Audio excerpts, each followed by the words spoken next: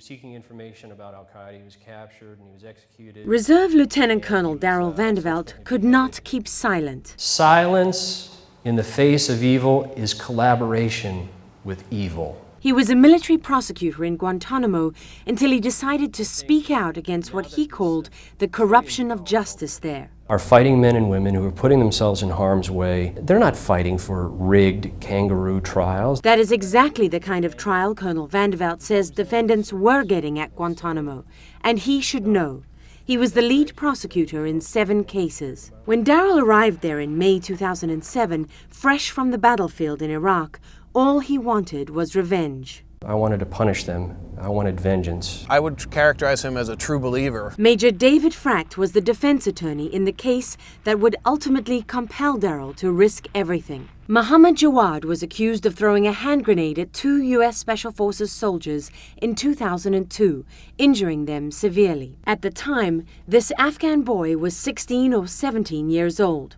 His case was prosecuted aggressively by Vandeveld.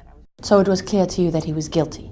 I had no doubt in my mind, based on what I had received, that he would be convicted. But he says a chance discovery revealed that important evidence in the case had been withheld. I saw something that floored me. In the evidence file of an unrelated trial, Vandeveld discovered Jawad had made a statement to military investigators that he was tortured, a statement backed up by the U.S. Guard Force at his prison. That he had been hooded and slapped, that he had been shackled, hooded, and thrown downstairs. And you knew nothing about this as the prosecutor in his case? I knew nothing about the existence of the statement. How's that possible? The evidence was in a state of chaos. There's no question that Mohammed Jawad was tortured by the United States. He was subjected to a 14-day program of sleep deprivation called the Frequent Flyer Program, in which he was moved 112 times from cell to cell over a 2-week period. He also was subjected to physical abuse, stress positions, extremes of temperature, prolonged periods of isolation, and this all happened when he was a teenager. I began to see this frequent flyer treatment as,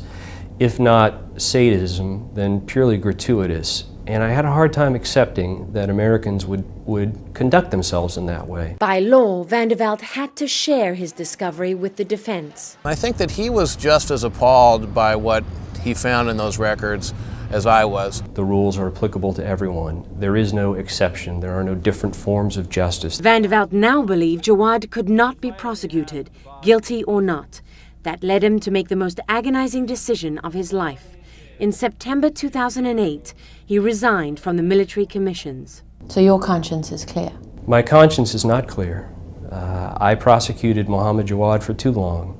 I participated in the commissions for too long. The Pentagon refused an interview, but told CBS News Vandeveld's statements are proven to be unsubstantiated. The Pentagon propaganda machine is hard at work to try to discredit Darrell Vandeveld. He received a poor evaluation report, possibly ending his distinguished military career. You do the right thing, you will forever be grateful that you did it, no matter what happens to you. Mohammed Jawad could be released within days.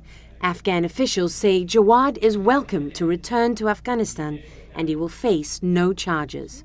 Lara Logan, CBS News, Williamsburg, Virginia.